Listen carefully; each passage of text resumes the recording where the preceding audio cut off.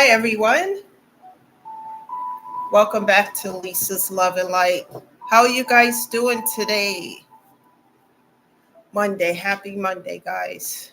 I'm tired already, and it's Monday. But thank you guys for showing up. Thank you for being here. I appreciate all of you.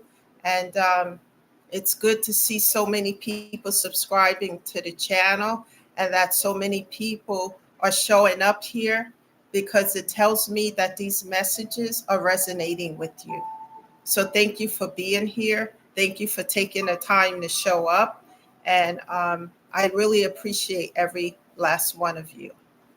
I'm so grateful that these messages are helping you. So because it's so important today to help one another, guys, with all the toxicity and uncertainties in this world today. We need to build up and lift up instead of tearing down. So I hope you guys are not just listening to the messages here, but that you guys are taking care of yourself, that you are not just healing, but self care, taking care of your mental and physical health, because that's going to help you get through all the try sometimes, the uncertain times and craziness and toxicity that's going on in this world today.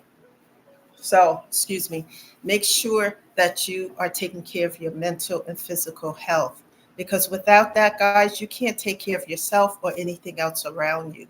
Please keep that in mind and make time for that, whether it's an hour, 2 hours a day, to do something for you that you enjoy, that uplift and keep your vibes and spirit high.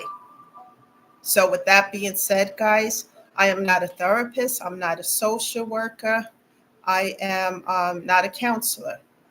I'm just someone who's gone through a lot of hell, trials, and tribulations. And it's just without God, I wouldn't have made it. So I talk about these things, and I'm going to be uploading soon, if not the weekend, by next week. It's probably going to be sometime over the weekend that I'm going to upload a special interview and message for everyone to watch. Because certain things is hard to talk about, but I need to, because talking about these things is an outlet to release the pain and to let go. Because if we keep that stuff deep inside of us, it can cause bitterness. I was talking to somebody, trying to help her, a friend, because she had a bad situation that occurred. She also had lost her mother and then some really traumatic situation. And I was telling her about prayer and how I got through it. And I told her, you can't stay in a place of bitterness, because people, let me tell you about bitterness. If you stay in a place of bitterness, what that means is that whoever caused that pain and problem to you, they keep your power. They have power over you, because while you're in pain, while you're bitter and angry, they over there with the next person doing whatever, however, whether it's family members or whoever, they're moving on with their life while you stay stuck and stagnated. And that's never okay. So never give your power to someone like that so that they can maneuver you and manipulate you like a puppet on a string. Take back your power. And the way you do that, one way is to live your life to the fullest, to heal all these things. Therapy is the first place that I started, with a therapist, and do a pro and con list of the people who are in your life and what they're bringing to the table. And you do that pro and con list, guys, to see if you're being used or like a doormat to someone. That's where I started. That's where my therapist started with me. Besides telling me to set boundaries, he told me to do a pro and con list. And I did that list. And the cons outweighed the pros, and I was overgiving. And I had to change that. And one way I changed that by changing my perspective, my mindset. Because a lot of people, before they heal and get on this journey to heal, they have, how do I say this? They have mindsets that need to be healed as well, because they can have a broken mindset. And with a broken mindset, it's hard to heal. You have to heal everything, all of it, inside out. And it takes time to find creative ways to do that.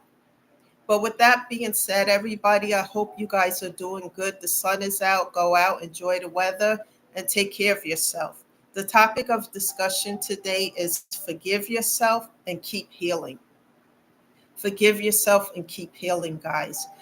Some of these topics that I'm discussing is kind of like difficult for me. Like I did one, how many days ago? Was it about 4 days? About the dark night of the soul. That was very difficult for me to talk about. But something in my spirit told me somebody needed to hear that message. Because, like I said, people come to this channel, they listen, they watch, but they don't communicate and talk to others about the pain they have within and what they're going through, but they can still be uplifted and encouraged by coming to this channel and hearing what I go through, because I talk from a space of my own personal experiences and what I've gone through and how I became an overcomer instead of succumbing to all these toxic themes and challenges and trials and tribulations.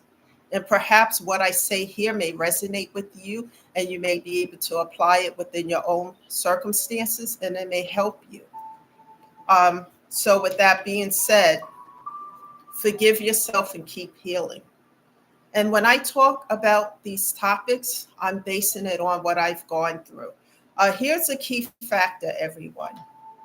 Changing your mindset to see things from a different perspective will help you to heal and grow. Because if you continue to do things the same way, look at life and situations the same way, it's going to delay your growth and your healing. So sometimes you have to sit back, and look at things from a different perspective, and deal with your problems and situations from a different perspective. It will also help you to resolve problems and to forgive yourself. Forgive yourself, guys. What do I mean by that? When you forgive yourself, you take back your power from other people, and you prevent yourself from staying stuck in pain, trauma, and grief.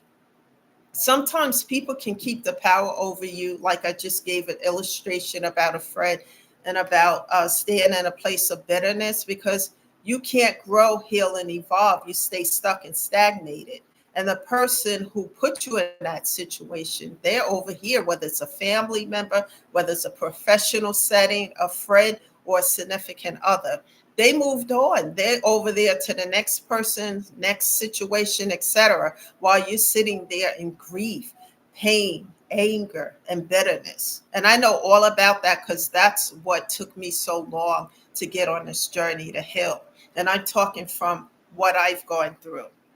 We all make mistakes. We all, none of us is perfect. We all make mistakes.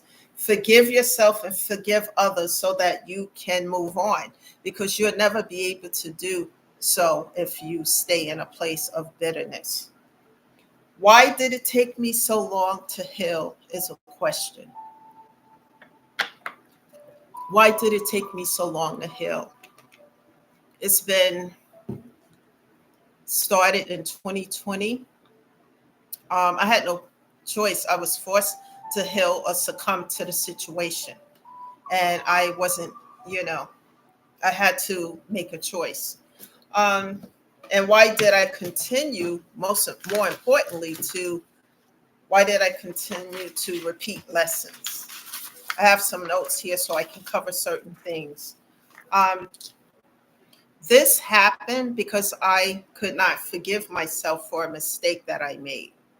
I was bitter as well and could not forgive other people who hurt me and did some really, really nasty, malicious things, the betrayals, and where the betrayals was coming from.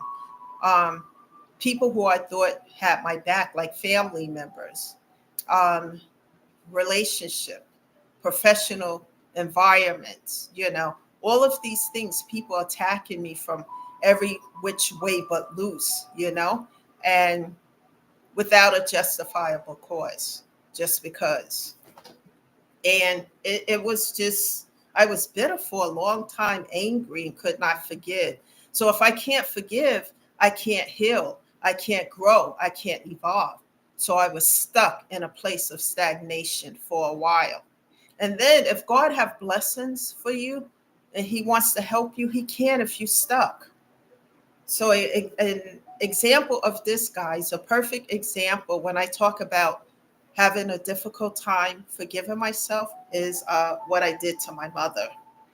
And it was when my son was 2 years old. I had bought a house in Queens, and my mom was there for the pregnancy and stuff. It wasn't easy for me. I had a C-section after being in labor for 2 days, and C-section put me into a place of postpartum, and I had all this stuff going on. But in any event, she was coming over every weekend. I had just went back to work not too long, and she was coming over every weekend and bringing clothes for my son, helping with him. And I really, really appreciate that a lot. But this particular weekend, I guess I didn't want her to come over. Plus, she was trying to get me back into the religious organization setting, which I knew I was never going back.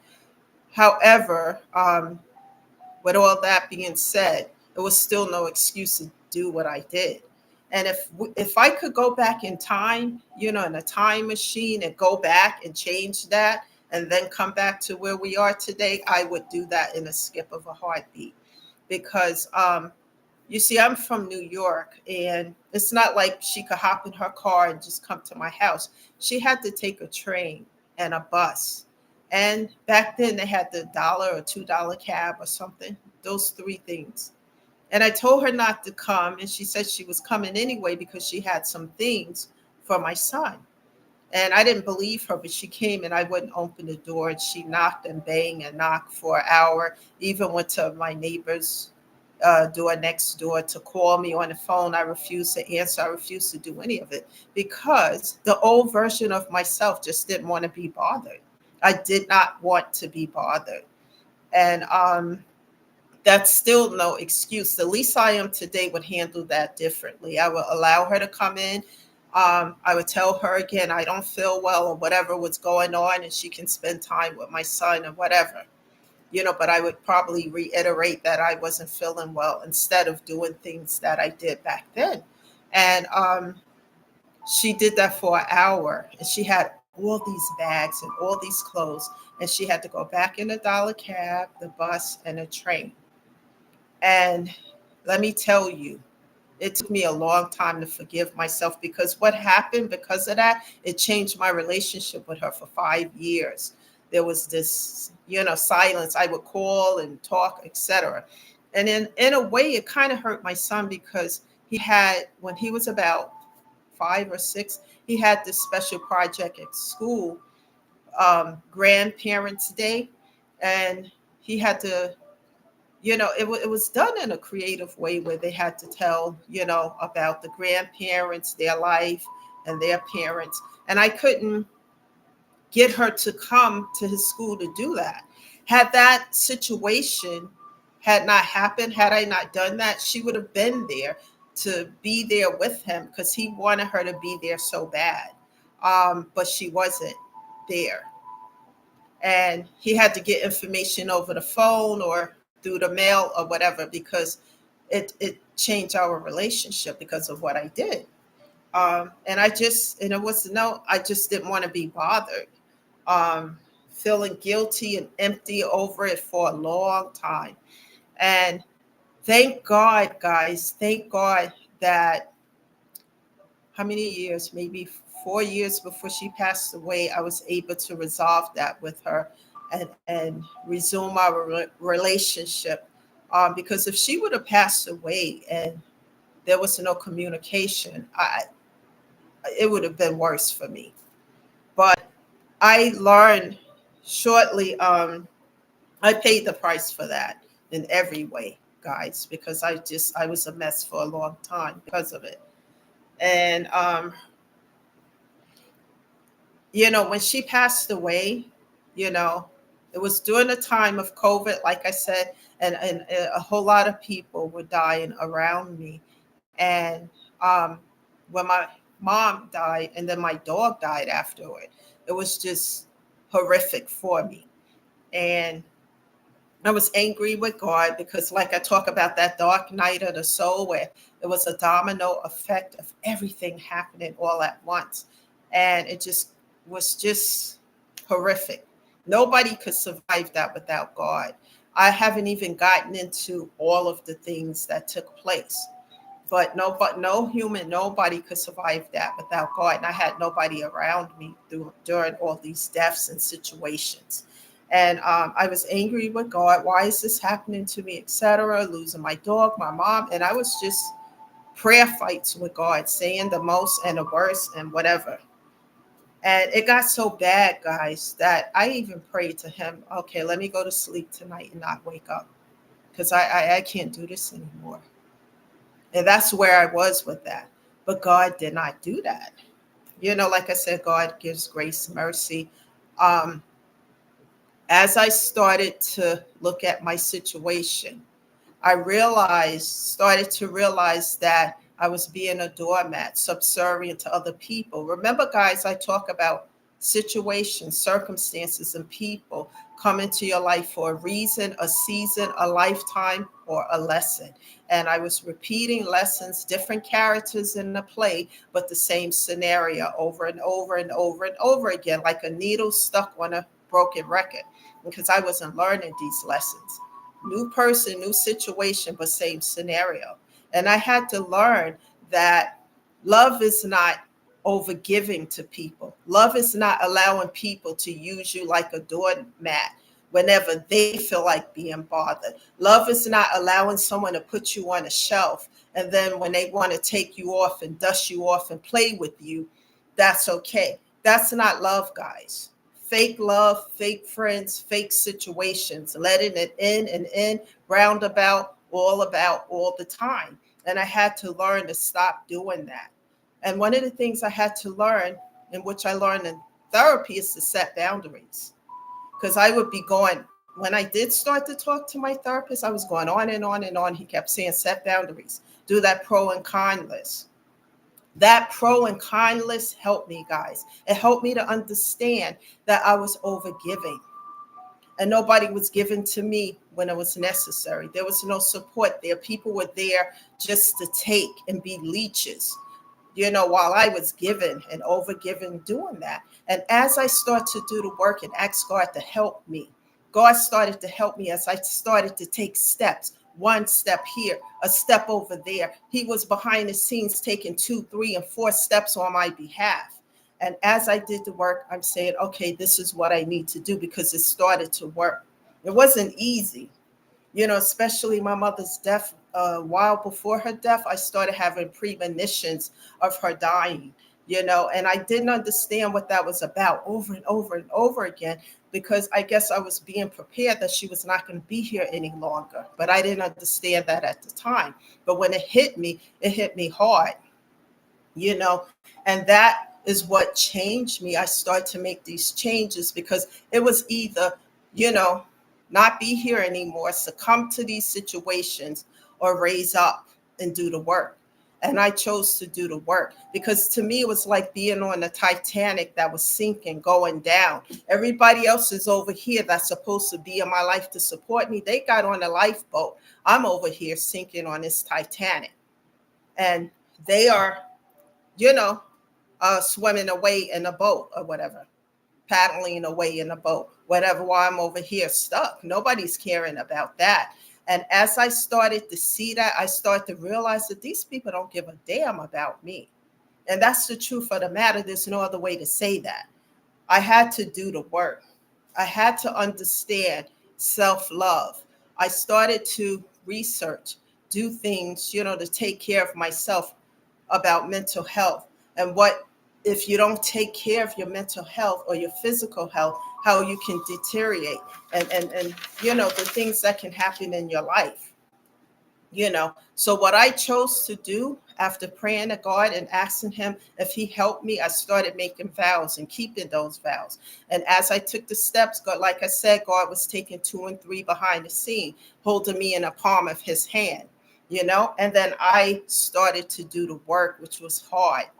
But one day at a time, one step at a time, guys, one brick at a time, because nothing ventured is nothing gained.